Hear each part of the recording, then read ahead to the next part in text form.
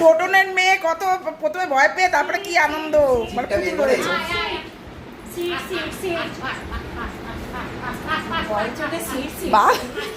বাঘের মতন মনে হচ্ছে। এদিকে আয়, কিচ্ছু করবো না, ও কিচ্ছু করতে পারে না। ওই তো চলে গেল, হয়ে গেল, ওর আদর হয়ে গেল। বাবা বড় হয়েছে কি রে?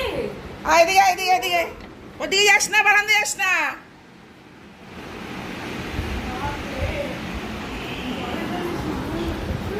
দাঁড়া, বসতে কিচ্ছু করবে না, যতক্ষণ না তোর কাছে যাবে ততক্ষণ ইয়ে করবে।